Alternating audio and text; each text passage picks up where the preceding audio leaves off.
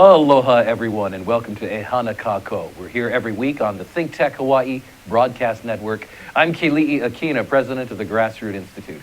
One of the fun things I get to do as the head of a public policy think tank is to get to know different leaders of think tanks from across the world. I'm part of a network of think tanks involved in measuring and promoting economic freedom in various countries as well as states. And a good friend of mine happens to be the head of the project to measure the economic freedom of North America in Mexico. His name is José Torra. He's an economist and an author. He leads a movement for promoting economic freedom in Mexico. And we're going to learn quite a bit about what economic freedom is by talking with him today, as well as how Mexico and Hawaii compare. José, aloha. Welcome to the program. Hi, thank you. Well, it's always so good to talk with you, and you are there in Mexico City, is that correct? Yes, right now a really rainy day here. How's the weather most of the time? Well, it's usually pretty hot, except for the summer where it's rainy, and the winter it gets kind of cold, around 7 degrees Celsius. Yeah. You live a very exciting life for an economist, because often we think of economists as people who have their charts and their statistics and stay in closed rooms and so forth and write reports. But you get to go around the country promoting economic freedom. What exactly is economic freedom, in your opinion? Well, economic freedom, if we had to define it in the simplest words, would be you are economically free when you have the power to do whatever you want with the property that you rightfully acquired. That is the property that you acquired without theft or any kind of fraud. So when we talk about economic freedom is when you have your property that you legally acquire, that you legitimately own, you can do whatever you want with it. That's when you're economically free. So property rights, the defense of those property rights, is really at the heart of determining whether or not a nation or a state has economic freedom. And are there other factors that determine whether or not somebody is truly economically free? Well, of course, there is, as we measure it in the Fraser Institute, Economic Freedom of North America, we have several different areas in which we measure it. One of it, for example, is size of government.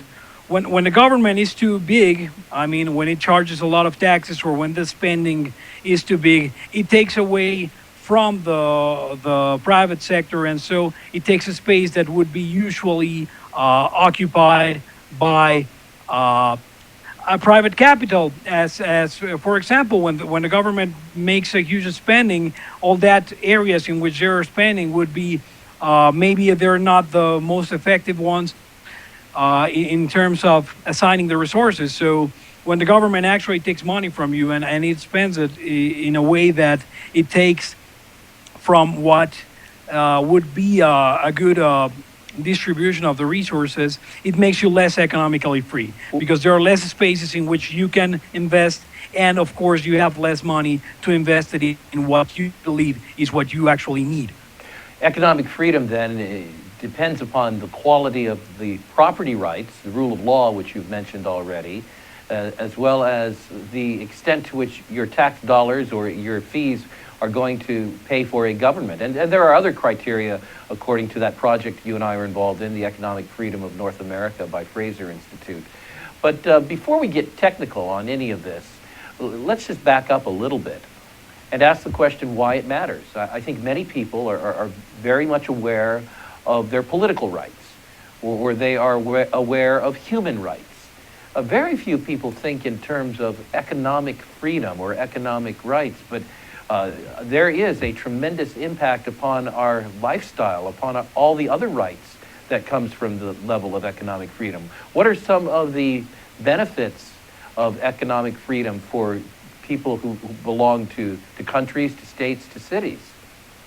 Well, I don't think you can actually separate the different, if there's just the one freedom. And when they take away your power to actually choose what do you want to use your money or how do you want to use your property, then they are taking away not only your economic freedom, but actually your freedom as a whole. So When we talk about, okay, there are civil liberties and political liberties and economic liberties, well, I don't think you can actually like separate them, because it's really integral for a human being to actually be able to decide to do what you want. Because when we talk about civil liberties, we talk about I have ownership over myself, and therefore I can do whatever I want with me because I'm myself owner.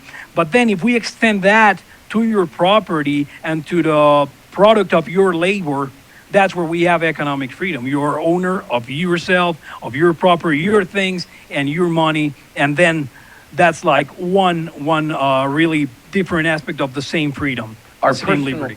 our personal individual liberty then is really at the heart of all our liberties, which can't be separated from each other.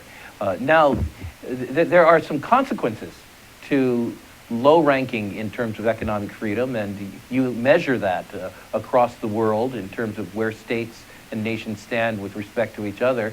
What are some of the outcomes that we see present in nations and states that have high levels of economic freedom as opposed to those that do not? Just one second. Go ahead, you're working on your sound there. And the question I'm asking is really, what are some of the benefits that accrue to nations that protect economic freedom? A lot of people talk about human rights. Is there an impact upon human rights? You're on mute right now, I think. So could you, Jose, adjust your microphone so that I can hear you a little bit better? Well, I thank my audience for your cooperation as we get this technical glitch solved. Why don't you test your mic? I think you're still on mute. And we will be back in just one moment as my friend José Torra will return with us, and we'll discuss economic freedom in Mexico as well as how Mexico compares to Hawaii. Aloha, my name is Danelia, Danelia. And I'm the other half of the duo, John Newman. Welcome. We are co-hosts of a show called Keys to Success, which is live on the Think Tech Live Network series, weekly on Thursdays at 11 a.m. We're looking forward to seeing you then. Aloha! Welcome to ThinkTechHawaii.com. This is Johnson Choi, your host. My focus is Asia in Review. We talk about interesting subjects in Asia. Be sure to check the ThinkTech.com website on the next topic. Thank you. Aloha, I'm Chantel Seville, host of the Savvy Chick Show on Think Tech Hawaii. Now we are on a mission to help young women and girls achieve their dreams, and looking forward to sharing with you one episode a month where a young woman or girl will share her dream or ultimate goal with you, and hope that we can all get together behind her to achieve that goal. Look forward to seeing you there. Welcome back to Ehana Kako, and I want to say thanks to Think Tech Hawaii, a great producer of content for Hawaii and the world. You can find wonderful programs on economics, the law, society, the environment, culture. I could go on and on. Almost everything. About 35 hours a week is produced from this studio in Honolulu, and it goes across the world. You can find it on thinktechhawaii.com. Great crew, Jay Fidel and everybody who works for Think Tech. Well, we're back with José Torra, who happens to head a think tank in Mexico City that works on economic freedom.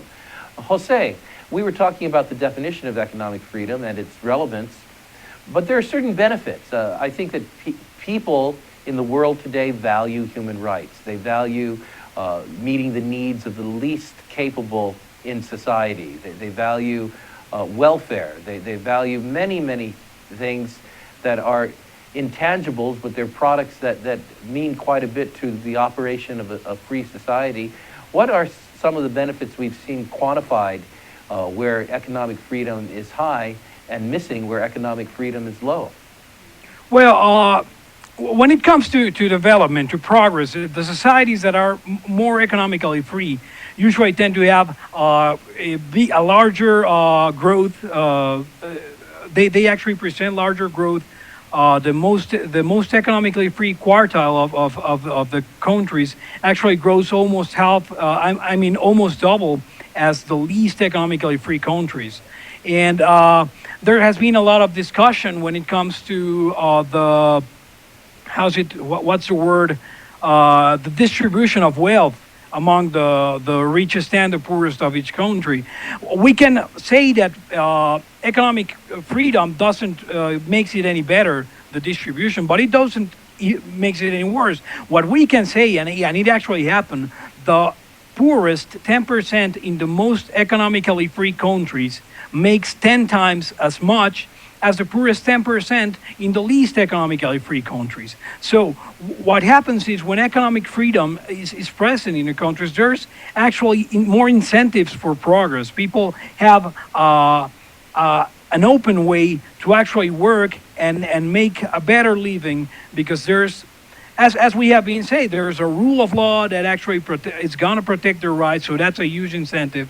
The government size is limited, so there's a lot of camps for action when it comes for the private sector, and they're not going to take a lot of your money as taxes, so you have an incentive to create more wealth. So what happens is the poorest 10% in the most economically free countries is actually 10 times as richest as the poorest 10% in the least economically free countries. Adjusted, these are purchase parity dollars. The poorest 10% in the most economically free countries makes $11,000 a year. $11,000 a year in Mexico, that is not one of the most free countries, would be the living for a graduate student. That's actually a lot of money. So Mexico is actually in the third quartile of the least economically free countries. So if we had that chance, I mean, it would be a really huge improvement in the quality of life of people. Across Mexico, there are differences in economic freedom. How would you characterize Mexico's economic freedom overall? And give us some of the insights into how Mexico varies region by region. Well, Mexico, it's not at all an economic free country. We have a lot of problems when it comes to the rule of law and when it comes to the property rights as a whole. As I think we've spoken before, Mexico doesn't have a definition for private property. The private property is defined in our Article 27, where it says that all property belongs to the government. So we don't even have the figure of private property in the paper. It exists de facto, but not as, de jure. So this has been a real burden to economic freedom in Mexico. Of course, luckily we have left the ghost of inflation in the past. Since 1993, the central bank in Mexico is autonomous, so now there's no executive power over the monetary policy, and the inflation in Mexico this year, for example, has been the lowest in 20 years. So what happens is the states that actually developed had a better institutional development in the early decades of the 20th century, and these are the northern states. I think I should make here a little explanation of history, of Mexican history in the early 20th century. We had a dictatorship of 30 years with a president, Porfirio Diaz, and what he did is he actually favored the northern states and actually helped them industrialize, not with handovers, but actually letting them be, as making them more economically free from the beginning. And in the southern states, it's what's actually a really repressive regime where there was no liberties whatsoever, not economic, not civil liberties, no political liberties. So what happened is after that, we had the Mexican Revolution in 1910. And so these states that had these larger states of development, institutionally wise, are now the ones that are making it better when it comes to economic freedom. They inherited all these institutions from that period, and the rest just started, even when the democratization came, they started going for and falling for the populism traps and falling for candidates and governments that were actually restrictive of their liberties. They wanted to have like a big daddy government that solved all their needs, whereas the northern states that are the most economically free had a culture of let's do it for ourselves and to how do you say in English? I think pull yourself up by your bootstraps and actually go out there and work. So culturally and institutionally, the northern Mexican states have a degree of development and of economic freedom that is actually larger than the southern Mexican states. Well, that's very interesting because we see disparities amongst states in the United States in terms of those states in the U.S. that are more economically free and those that are less so. And it seems to follow the pattern of your northern states and your southern states. Northern states where there is a strong commitment to what we call federalism, which doesn't mean the federal government is in control, but power is retained by the states themselves. And as you say, the states themselves are pulling themselves up from the by the bootstraps, as opposed to what is happening in the South with states that are depending upon federal grants, federal money, and so forth. I also noted something else that was interesting, which is a free market principle to some extent. You mentioned the role of the independence of the monetary system from the executive branch. And that's probably been a major plus in terms of fighting Mexico's once extraordinary runaway inflation. Now, let me ask you something about property rights, because indeed they are at the heart of economic freedom. And you described a situation where there is not actual private property ownership in Mexico. How similar is that to the situation in the People's Republic of China? Well, I'm not really familiar with the People's Republic of China case. I think even though there is not like a law or the Constitution does not recognize private property, I think we've developed a system in which, government actually loans the land to the owner Right. for, say, 100 years. So now you're the owner of this land, and it happens mostly in the cities and on industrial boroughs and states where this has actually been an agreement that works. Where we have a problem with property rights is in the rural parts of Mexico, where we have a property agreement called the ejido.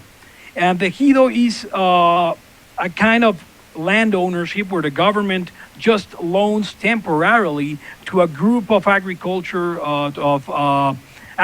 workers just to work the land, and they can take whatever money they make for a limited amount of time. And so there's no actual incentive to reinvest any money or to actually take care of the land. They just deplete it as it, because they're not allowed to take it. They don't have any incentives to invest in irrigation or in any treatment for the land. They just go, deplete the land, and then ask for another ejido, and the cycle goes on. So that And that would very much be, as in the case of the southern states, where you really don't have local control, the ability of the locals in the rural areas to be able to pull themselves up from their bootstraps. We're going to take a brief break and then come back and conclude our time together.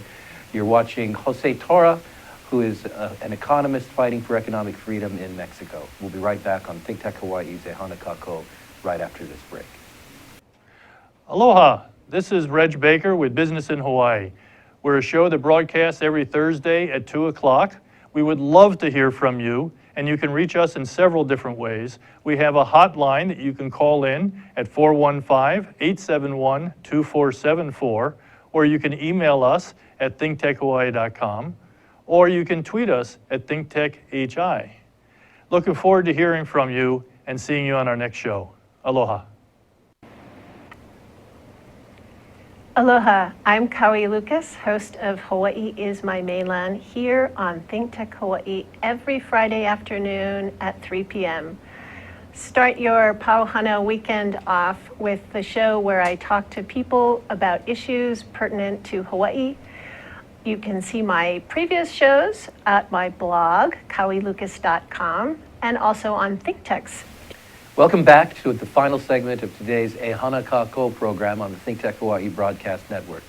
At the Grassroots Institute, which co-sponsors this program with Think Tech Hawaii, we like to say E Hana Kako, and that means let's work together.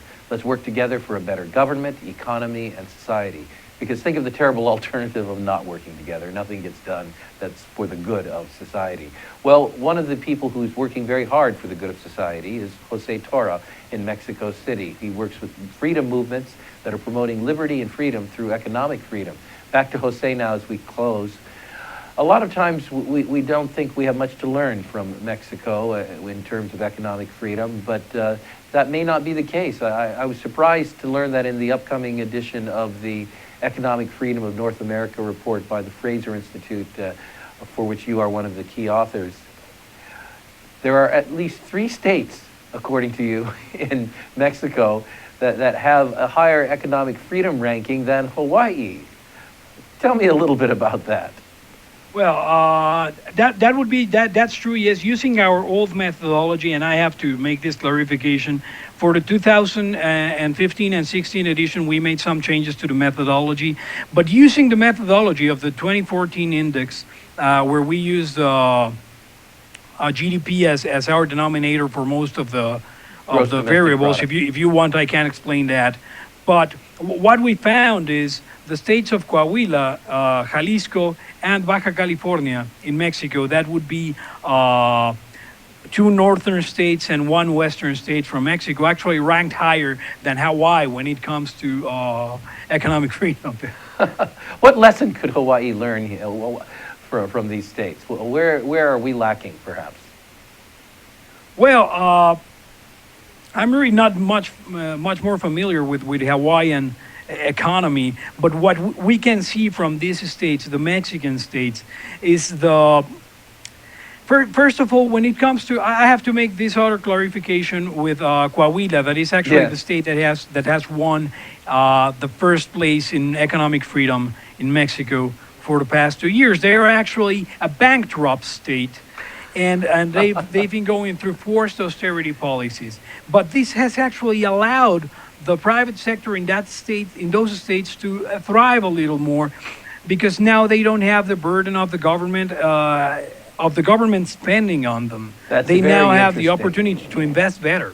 So there's a little anomaly there. Their cost of government has gone down significantly because they're bankrupt now. But the lesson in the long run is that they're putting into place workable programs in the midst of their austerity to survive. Well, that's very interesting. Now, as we take a look across the world before we leave, what value do states in Mexico get from the research that we do on economic freedom? How does this process of measuring economic freedom and identifying those factors which lead to economic freedom actually help a state? Do you perhaps have a story as to how this information can be implemented in building a more robust economy and a freer state? Well, we have been going around the country and presenting the results to different decision makers in all of the states. Well, not all of them, but maybe 12 out of 30. And what we have found is a really open ears for what we have to say, because they are trying to actually make things better. And of course, it's shocking sometimes for politicians to hear, you need to step aside, you need the public sector to take care of this, and maybe you can just work with stuff in improving the rule of law. That would make a larger difference than if you actually started spending more. So at first it's shocking, but I think the best reaction we've got is the states understanding the importance of states' rights, that we don't have any in Mexico. 96% of all taxes revenue is on the federal level. So only the 4% of taxes are local and state taxes. When they hear this data and they know they are not, that local governments and state governments don't actually have the power to make a difference, they actually start listening, and they know that the first thing we have to do in Mexico is bet for federalism. What we need is more states' rights, more federalism to invert this taxation pyramid, and that would allow them, they that are closer to the people, that know the needs of their population, that would help them actually improve and make better spending and better taxation because they know the needs. And what happens and what has happened maybe from the foundation of the country until now is that all decisions are taken in Mexico City.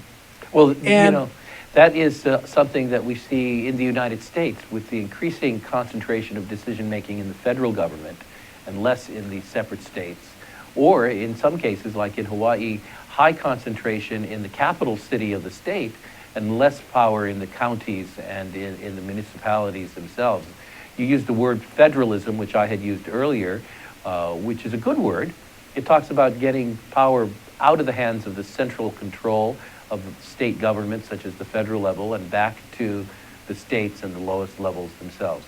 So you see that as a recipe for reviving the freedom and the economy of Mexico, right? Well, I was just talking about the ejido. Yes. And what happens is with this land that is loaned to the agriculture workers, what happens is all those decisions are taken by the federal government in Mexico City. They don't even know the land they are loaning. They don't know who they're loaning it. They're just taking decisions without doing the actual field work. If we took those decisions and let the state governments and the municipal governments and even the neighborhood associations take more decisions on how is the money going to be spent, or what are we going to tax and whatnot. There will be a lot of more competition between states, and what that would make is actually states will be really eager to improve their economic freedom so they can have more investment in their states. That for the first, and second, you would bring the decisions closer to the people. Very and good.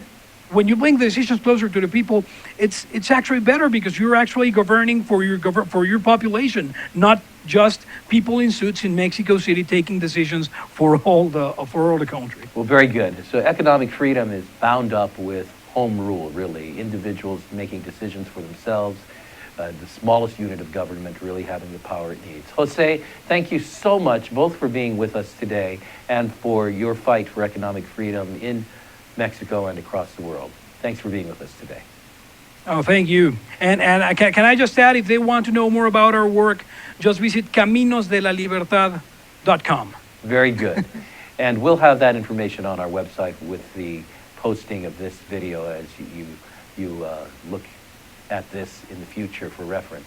I'd like, in closing, to say that you can find more about the project of economic freedom at Economic Freedom of North America, which it can be Googled.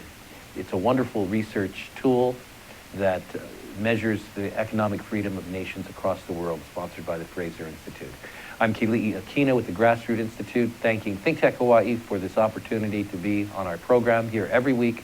E hana kako, Mondays at 2 o'clock. Until next time, aloha.